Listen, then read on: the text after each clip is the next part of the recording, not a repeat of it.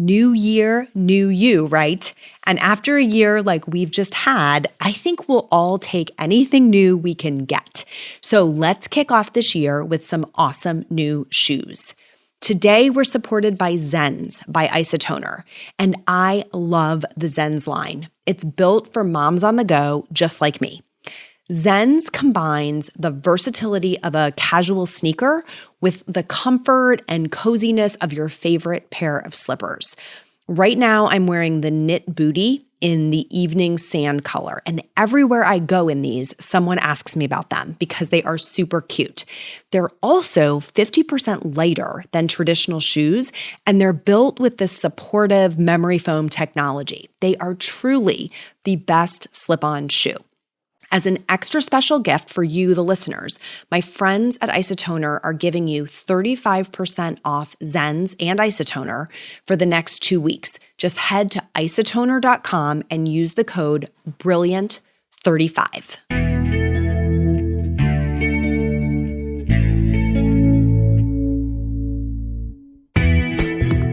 I'm Sherilyn Skolnicki, and this is Brilliant Balance, the show for working women who are ready to shine. Each week, I bring you ideas, inspiration, and insight on balance, business, and getting it all done gracefully. You ready? Let's be brilliant. This is episode 220 of the Brilliant Balance podcast, breaking the getting caught up cycle. So, I'm wondering, when you look back on the holiday season that we just wrapped up, how you're feeling about how things went. I know if you're like a lot of the women who I coach and a lot of the women I know, you might have told yourself that you were going to use that time off really wisely. Maybe you even told yourself, I'm going to get caught up. Right? I have these projects. I have some things to get organized. That pantry's been staring at me for months. I'm going to get that closet back in order. I'm going to go through all this paperwork. I'm going to sort out my email. Lots and lots of big plans to get things done or to get caught up tend to get squished into that holiday season. It's like somehow we have a perception that there's just these days and days of time that we can use, and it would feel so good to get so many things done. And I know that, it's like the intensity of that builds a bit as we're anticipating those days off. So by like mid-December, we're all in this, I just can't wait. It's going to be so awesome. And then what happens is the holidays descend upon us, right? And we remember a couple of things. One, we remember how many games our children want to play, at least in my household. And two, we remember how good it feels to just be with your family or your friends or just the dog, and kind of curled up with a mug of something warm under a blanket, just enjoying the doing nothing part of the holiday season. And that can create a little bit of a hangover when we flip the calendar to the new year. So as we sit here and this episode goes live, we're, just a week or so into a brand new year. And that new year can bring a lot of expectations, a lot of feelings that we should be caught up. We should have that blank slate or that fresh start, and everything should be in order now because here we are. The decorations should be put away, and we should be in a place where we feel like we have our arms around our life again. But that is not always possible. It's not always real. Sometimes, honestly, it's not even desirable, but it's just connected to the idea that we've sort of hardwired to New Year of that clean slate, the blank calendar page. So I want to talk today a little bit about where did we get this idea that we are supposed to use weekends and holidays and vacations to catch up? Where did that come from? Because just pause for a second and think about it. It's so backwards that we would use our time off from work to do more work, right? Like, where did that happen? And I think it happened when we overstuffed our everyday lives to the point where we have to use what should be leisure time or vacation time to do more work. But y'all, when we are taking time off from work to do more work, then something is really broken. Something in our system that we have adopted and that we've kind of bought into is out of whack. And I want to get into that a little bit today. So the first thing, I'm going to share kind of 4 main points. The first main point today is being caught up is a myth, right? It's a myth. We need to banish this idea from our goals. There is no time at which we are going to feel caught up or done. Being done is also kind of a myth. We're chasing, we're like Don Quixote running at windmills, right? We're chasing some kind of false ideal when we think that the goal is to be caught up. And I get it. I think we believe we'll feel better. If we just have everything done, we'll just feel better. And then really what we mean is we can finally justify taking a break, right? Finally, if everything is done, we can justify that day off, that hour off, that evening off, the vacation, whatever it is. But really what happens is it just surges in again. It's like the ocean tides.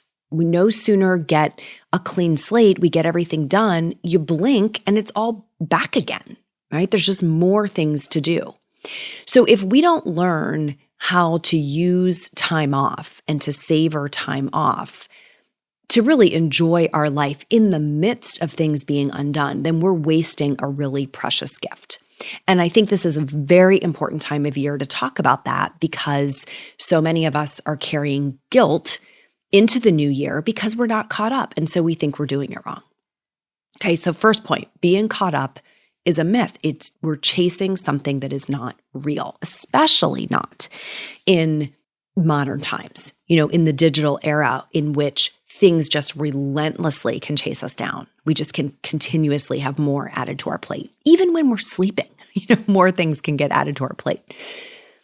Second thing I want to share today is maybe this is a new belief I'm evolving into here, but real time off matters more than being on top of things. I like being on top of things a whole bunch. And so if you've listened to the show for a while, or if you know me, or if you've worked with me in a coaching capacity, I really do cherish being on top of things. It's a great feeling. But it does not matter more than real time off. It's a trick. The addiction that we have to being on top of things is a trick to rob us of this time.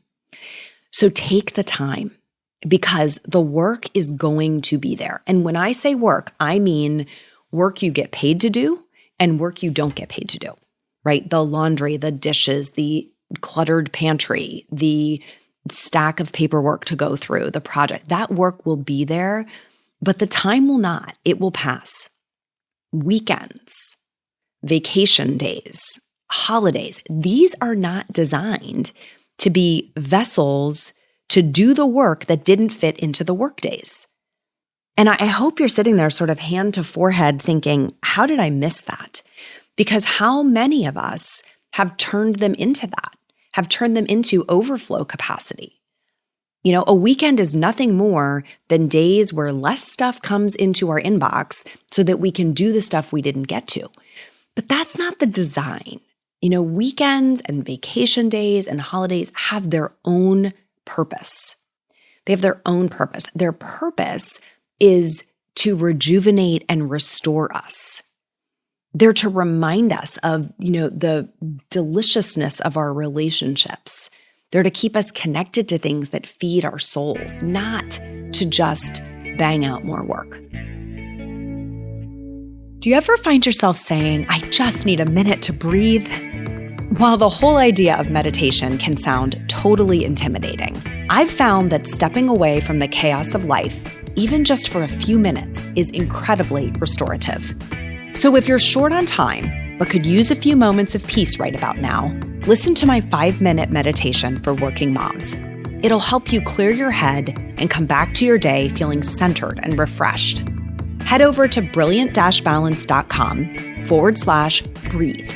Press play and settle in for a few mini moments of peace right now. So what do you do? What do we do if we've bought into this mythology and we have some things to unlearn? Two things. First is, I think we can use the backlog of undone work, right? All that stuff that's piled up that we haven't done as a forcing function for prioritization. We can use that backlog as to sort of force us to prioritize more robustly. This is the real game. This is it. This is everything.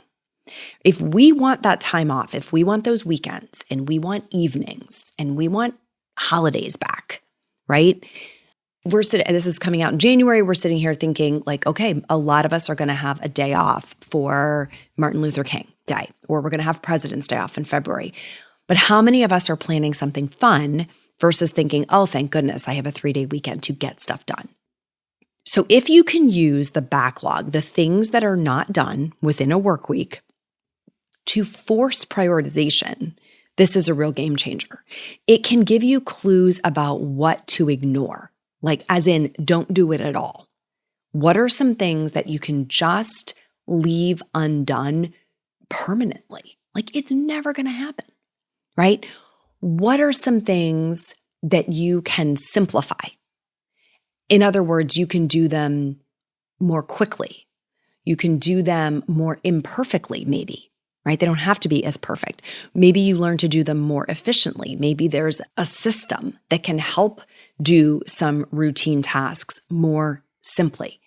But if you know I have this backlog and I am not going to use those precious days off to just do more work, you'll be more creative about things you can ignore and things you can simplify. I know I am. Whenever I tell myself, no matter what happens, I am not doing work after X hour tonight, whatever my cutoff time is, or I am not doing work this weekend, no matter what has not gotten done.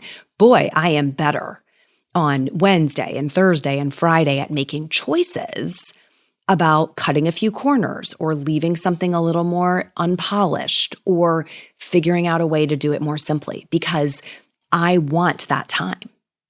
Another thing we can do as part of this prioritization is figure out where we can ask for or accept help.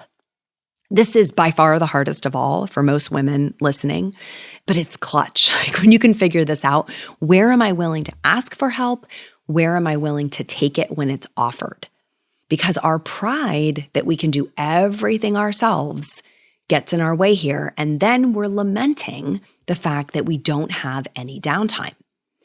I'm just working all the time. I'm working well into the evening. And again, work here is not just paid work. This is the work of running a home, of being a parent, right? There's so many things that we do because we won't let anyone help us. And if we can get to a space where we're willing to ask for help or to take the help when it's offered, game changer. So this point is about use the backlog of work. And when I say backlog, I mean the list of to-do items that are not yet done. Can that be a forcing function to get you to prioritize in ways you wouldn't have done without it? Okay. And then the last point I want to make is we need to stop trying to clear space to get caught up. So a lot of the reason that some things don't get done is we're looking for a big stretch of uninterrupted time in which to do them. And guess what looks like that? A day off with no meetings, right? Or a weekend with no meetings. And we're like, oh, there it is. There's this big uninterrupted stretch of time that I've been waiting for so I can get caught up. What if instead you use the spaces in between to do smaller increments of those catch-up tasks? Here's an example. You're looking at your inbox in email thinking, this is a 4-hour project, 6-hour, how am I ever going to dig through all these emails? Well, what if you do it in 10 minutes at a time? You take 10 minutes to clear a bunch of old emails while you're waiting maybe for an appointment to start. Maybe someone's late dialing into Zoom and you have 10 minutes to just sit and clear some emails. You can chip away at that task instead of looking for a big uninterrupted stretch of time. Same thing works for purging. the refrigerator. I wanted to clean our refrigerator during the holiday break. And I was like, I cannot turn this into a big giant project. So while I was making dinner on a number of different nights, I did like one shelf, right? I'm going to deal with that drawer tonight. I'm going to deal with that shelf on a different night. And over the course of several days, the refrigerator got straightened out. The shelves got wiped down. It looked better, but there was no big project to make it happen. You can do the same thing in your closet. While you're waiting for the shower to get hot or you're waiting for your curling iron to heat up or something, you can take a few minutes to straighten a small section of the closet. It doesn't have to be a big, uninterrupted stretch of time. So reclaiming those spaces in between, those little snippets to just chip away at things that have been bugging you, that feel like they're in your backlog, can be really effective. And that can really help you reclaim those long stretches of time for what they're designed to be. And that is true time off. So I want you to think about in today's episode, are you kind of dealing with a bit of a New Year's hangover, feeling like I should have been caught up? I should have used that time, to get more done. Are you staring ahead at the weekend or a 3-day weekend thinking, well, there it is. I'll reclaim it there. I'll use that time to, quote, get caught up. And my challenge for you is, can you make a shift to say, no, what I really want to do is I want to live life at a pace where I don't feel chronically behind, where I make good use of the time I've allocated for work, for productivity, and I also can take real time off. That is a wonderful New Year's challenge, New Year's resolution, New Year's goal to issue for yourself is, what would it look like this year for me to take real time off and to get my life, the work part of my life, to fit into the remaining time so that I can do that with consistency? What would that change for you? What would that open up for you this year? And that is something worth pursuing. A positively game-changing idea that I want you to give some real thought to. Thanks for joining me today. That is all I have for you in this episode. Until next time, my friends, let's be brilliant.